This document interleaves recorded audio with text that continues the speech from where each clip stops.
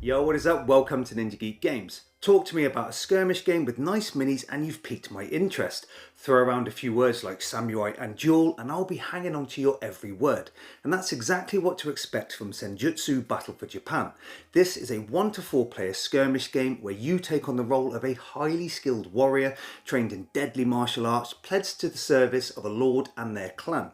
You'll take to the field and battle opponents using a deck of ability cards that represent your warrior's proficient movement, well-timed parries and devastating strikes. In this game, you'll fight for survival, glory, but most of all, honour. Senjutsu was a Kickstarter from Stone Sword Games that will be soon received by the backers. Here we're expecting tactical gameplay, deck construction specific to your chosen character, and for this to be carried over into a solo variant where you can take on multiple enemies. But will this game provide an epic duel of calculated strikes and stalwart defence, or are we just poking each other with sharp sticks? Is that fencing? Let's take a look. So component wise, most of the content in the game is made up of various cards. There are 4 samurai to choose from and each has a character card, ability deck, kame tracker as well as a miniature. We have a master, student, warrior and the ronin. Each of the character cards have a few stats where we have advantage and this is used for generally breaking ties, their hand size as well as the health value. Now, the ability cards for each of the samurais provide the actions and techniques that your character will be taking out during play. Some are specific to the chosen samurai, and I think there's about 32 cards in each of the decks, and these are the pre-constructed decks as outlined in the rules.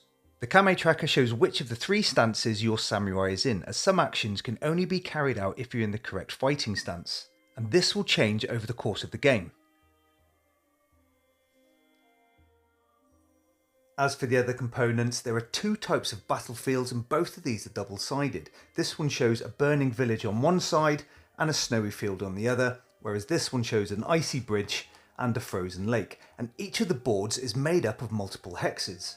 We get some nice terrain pieces such as rocks, bamboo and burning carts, as well as a few larger card pieces like cherry blossom and a gate that needs some construction. Some of this terrain can be replaced with tokens and standees, and we have some additional pieces as well. There are a load of other ability cards that can be used if creating your own decks, and there's nearly 300 cards in total, although some of these are duplicates. All wounds and injuries are represented by cards of different colour, where we have wounds, stun, hobble and crippling poison, although the wound is double-sided with bleeding effect on the back. Other tokens include kame rings, and these are used to record your fighting stance, as well as focus tokens that are used to pay for some cards and abilities. For solo play, all the AI enemies are standees of various types, and the game also comes with a large deck of solo cards and a campaign book used for solo and cooperative play. I think the components are great. The battlefields are nice and compact with great artwork, and this also includes the cards. For some reason, I did think the game boards would be a little larger, and for that reason the minis too, but they don't disappoint. The detail of the minis is ace, all in a very dynamic pose, ready to land that killer blow, and of good quality, so I can't see them warping. The terrain pieces are just as good, and I think once painted the whole setup is going to look awesome. You can even substitute the terrain pieces for some card tokens, but I don't see why you'll do this as they look so good on the table. The only small issue that I have is the cherry blossom. It's quite large and can block your view of the other side of the board when it's placed in the centre, so I generally make sure it's placed near an edge. The ability cards do look very busy, filled with icons, text, numbers and coloured stripes, but they do become very clear once you learn the rules. Setup is fairly quick, and that is if you've already prepared the pre-constructed decks for the characters. The back of the rules provides a list of cards and their numbers for each deck, and for your first game I suggest using these, and we'll talk about creating your own decks later. Gameplay is fairly simple. Draw a card to hand, choose one to play, reveal your chosen card and then carry out the actions. The intricacy of the game comes with the planning and timing of the card play, and we'll look at this in more detail now. Once decks are constructed for each of the characters in the game, you're ready to set up the battlefields. Here you have a choice of 2 boards, both double-sided, and it doesn't really matter which one you use. Together, players select terrain that will be used in the game and then take turns placing pieces until both agree the board looks badass and they're ready to fight to the death.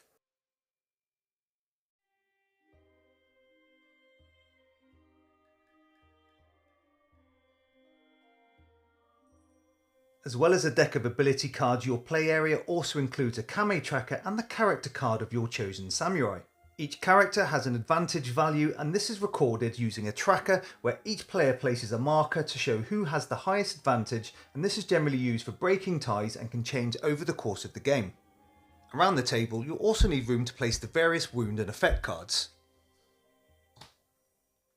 Now we're set up, we're ready to slash, dash, slice and dice. On your turn, you'll have a hand of cards where each player will select one and places it face down so you don't know what the opponent has planned. All of the cards have various actions, some optional and some mandatory, and you'll need to select a card based on what you want your character to do or what you think your opponent will do. Some cards allow movement, others allow you to attack or defend, along with various other special abilities that can affect your enemy. Now, anytime you see this lotus icon, this means you need to pay for the card, and you do this with a focus token. For some abilities, the card is free, but some of the actions require a cost, and these focus tokens can be earned throughout the game. Some cards list a variety of actions that you can carry out where some are free and others cost focus tokens, and some require you to be in the correct fighting stance. Over the course of the game, some cards and abilities allow you to change your fighting stance or kame, and this is represented by moving your tracker ring over the various spaces on your kame card. The red, yellow and green icons on the kame card are your fighting stances, and this map of stances is different for each of the characters in the game. Some actions can only be carried out if your character is in the correct stance, whereas some cards can only be selected from hand if you're in the required kame at the start of the turn. This is one way to gain focus, as any time you move the tracker over the focus symbol, you gain one of the tokens to be used later in the game. Movement is shown by these arrows, and this movement is dictated by your character's facing, marked on the base of each mini by a small triangle. Some movement icons only allow you to move one direction, but others give you options to move at different angles and even more than one space. Some movement actions also allow your character to rotate and change their facing, which may be important when attacking. The movement and rotation icons come in two different forms. If they are on a white symbol, then this movement is optional. The move or rotate icon is in black, then the character must carry out this action even if it leaves them compromised. Thematically, it's like you've already committed to the action. A card showing an attack ability is shown by a triangle shape representing your character's facing as well as the hex areas of attack. Depending on the type of attack, they can show various combinations of board hexes that you can hit, as well as range and the number of wounds that they can cause. So for this card, if my character is in the aggressive stance, I can carry out these actions. This move symbol is optional and allows me to move in one of three directions. The attack icon shows that I hit the space directly in front of my character's facing and scores one wound. If the enemy is in the area of attack, they take wounds into their play area. If a character takes wounds equal to its health value, then it's defeated and you lose the game. Some attacks have special effects like bleeding, and these count as wounds, but will also deplete that character's ability deck as the game continues. You can also hobble opponents to make them slower, and I'll discuss initiative later in the video, and this effect will last a number of rounds, giving you a slight advantage. If you're lucky, you can also deliver deadly poison, and in the base game you shuffle the poison card into your enemy's deck, and when drawn they must play that card and therefore it becomes a wasted turn. Some attacks allow you to push or pull an opponent a number of spaces to get them at a particular range, and doing this can also force them into terrain pieces which can stun them. Again, this is represented by a stun card that can clog up your hand and also lose you the game if you take too many. Now, not everything is offense. Play shrewdly and you can defend even the deadliest of strikes, which is really satisfying, especially if it allows a counterattack.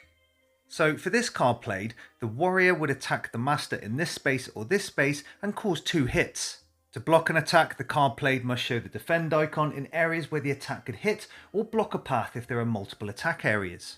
A blocking ability eliminates all damage to your character and is the perfect time to look smugly at your opponent, and some cards even allow a counterattack if played at the right time. Now, as with most martial arts, precision beats power and timing beats speed, and this is even more true with Senjutsu.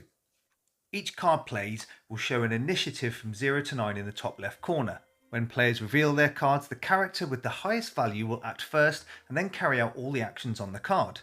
Some cards, most notably used for blocking, have variable initiative values, meaning you can choose the value within that range, but most ties are resolved using card type and the advantage tracker. Therefore, in some circumstances, you can take a sneak peek at what your opponent is doing and act accordingly if needed. So in this example, the warrior's initiative is 6 and the master's is 5, meaning the warrior will get to act first. To do this, they'll follow all the actions down the card. Now, if they were in the aggressive fighting stance, this initiative would have been turned to 7, but they're not, they're in the balance stance. As this is a black movement symbol, the warrior must move in one of 3 directions, 1 space, so we'll move them to here. The next step is to look at the green icon which shows the balance stance which I'm in, therefore I can rotate 1 space in any direction. Now when I go to attack, my enemy is in the hex that does damage, and in this instance 1 wound. But maybe I've picked up some focus tokens along the way, I'll pay for this and it will turn this attack into 2 wounds. But it looks like the master hasn't prepared properly as they go second in the round due to their lower initiative. First of all, they must discard a card to carry out this action, and then get an optional move of 1 space in any 3 directions. Therefore, their attack hits this empty space and they miss. If you are hobbled from a previous attack, your initiative marker is dropped by 1 point, making you slower, and some counter-attacks and blocks will only work if the initiative range allows you to match the attacker's speed from that other player. In this instance, the warrior's initiative would have dropped to 5, matching that of the master. As we both played attack cards, we would then look at the advantage tracker, which will show that the master gets to go first. This would have changed the outcome of the turn, where the warrior may have taken 1 wound instead. Some ability cards are split, allowing another action at a different initiative speed, meaning you could carry out an action in this area, followed by an action in this area later in the round. So in this example, we'll assume the warrior has moved into position to attack the master. They'll use this attack action with an initiative of 5, but the master has an initiative range value of 7 to 4 for their block action. If the master chooses initiative 5 to carry out this action, they will successfully block the attack by the warrior. Not only this, if they are in the determination kami fighting stance, they'll get to counter-attack at initiative 5, causing 1 wound to the warrior. As both characters carried out their actions in initiative 5, the master then gets to carry out this action area in initiative 3. This means they have a compulsory move of 1 space at any angle and an optional rotation. This may better prepare them for the next round. Some ability card actions require line of sight that can be blocked by terrain, and others have range values that can target enemies at that distance. As the game progresses, you'll be continually drawing cards from your deck, whether through text on the cards or at the start of each round. If this deck ever runs out, then instead you'll start taking wounds, meaning you won't have long to survive, so do what you can. I think the rounds play out quite well. Very simple once you understand the premise of the cards, but does require you to plan what your best options are. Now, there are a few things to think about. Firstly, initiative. Play a heavy attack and you'll likely see others act before you. Do you need to move into position to attack or dodge away from impending doom? Are you in the right facing for a block, or does the card or action you are most interested in cost focus? Lastly, are you even in the correct stance? If not, you are thematically off balance for the card or actions that you want to play.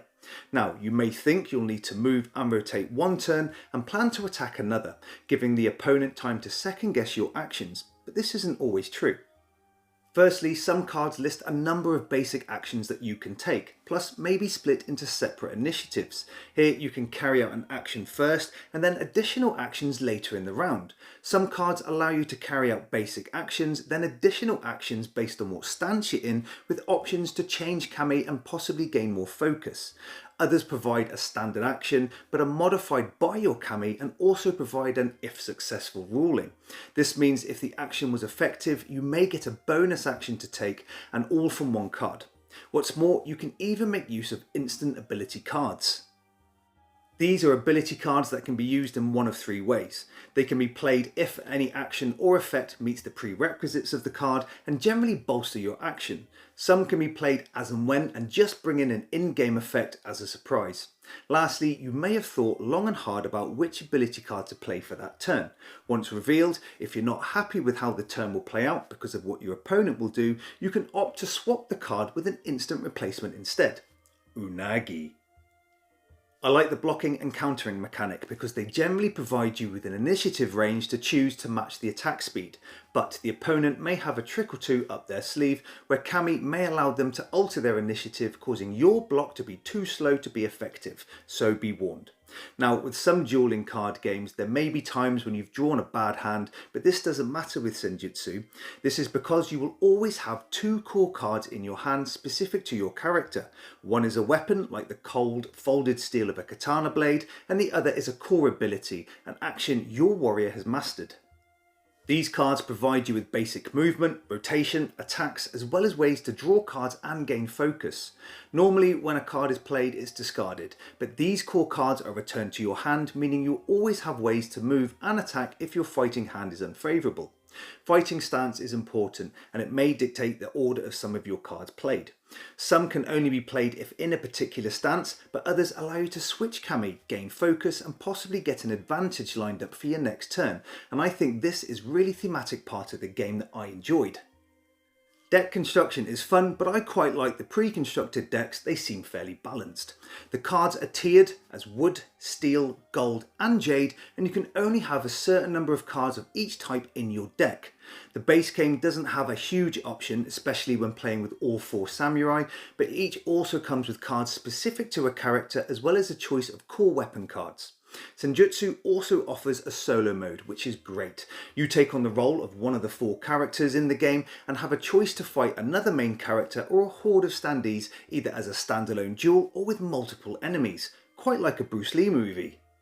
The enemy health value depends on their numbers, and the actions for each enemy type are made up from multiple solo decks, so they'll be slightly different each time. The AI is a clever system, where they're randomly assigned a defensive or offensive behaviour at the start of the game. This dictates how aggressive they are, and each has a preferred behaviour for movement. Most solo cards will have an attack action with or without movement for an enemy unit, as well as a secondary action if that attack can't be carried out. The game rules also provide a couple of solo scenarios to play out, and you can make the game harder by increasing the wound value, units, or by adding nightmare cards into the enemy decks. The game comes with an excellent solo campaign system that tells you which character and deck to create, adds side maps onto the main board, as well as options for upgrading your deck throughout the campaign. Not enough? Well, this campaign also includes a co-op variant, so you and a trusty fighting partner can stand side by side through a completely different story. All the AI units and enemies have customized ability decks that alter the preferred range, movement, and how aggressive they are. Not only that, you can even play a standalone 2v2 team-based game at 4-player, which is superb, with very little downtime that may include lots of high fives between you and your partner. During these games, I push the two game boards together so we have more space, or it can become quite cramped. Is the game perfect? Well, the components are nice. I really like the initiative system in place and card play to include stances and the instant abilities, and the focus cost is very well done. Not only this, the solo mode is really intuitive, but the rules. This lets the game down. From my point of view, I think they are poorly laid out, not entirely clear, and are quite ambiguous at times. You really need to reread pages carefully, and you'll find images splitting up paragraphs in the middle of sentences, as well as one or two editing errors. I do know that the designers are working very hard on a robust FAQ that will hopefully answer all the questions that I had, but was quite a steep learning curve for the first game. Also, the rules indicate that you can push the two boards together to create a larger play area, which is pretty cool. And as I said, I use this at 4-player. However, the boards don't line up flush as shown in the rules, so they need to overlap slightly, but this can be rectified by having the smaller boards side on. Regardless, I really like this game. I'm a big fan of skirmish games like God Tier and Warhammer Underworlds. Both of these had large bands of units to control, and although Underworlds incorporated deck construction, you could move and attack without playing cards. But here you control just one character, and all actions require cards to be played, which is awesome. The game is much more intricate with regards to tactics, card order and movement than I initially thought, and this was a welcome surprise. I do like the concept of deck construction in Senjutsu, but I'm more than happy to use the pre-constructed deck list provided, and each warrior does have a different feel to them. Being patient, second guessing and trying to outwit your opponent is fundamental to success, but also trying to use some cool combos based on stances and instant cards can be very rewarding. What I thought was notable was the non-existent downtime between turns and the quick play time between 20 and 30 minutes at 2-player. This means you can easily play a best of 3, switch warriors and decide to team up against a bunch of AIs all in one sitting. For me, this is one of the top skirmish games that I own and will certainly hit the table regularly at all player counts. Aside from the terrific gameplay, it also has a fantastic theme where even the action cards have these really cool names like Viper Fang or Cleaving Waterfall. If you enjoyed the video, please give it a like and subscribe to the channel. This is Ninja Geek Games. Cheers.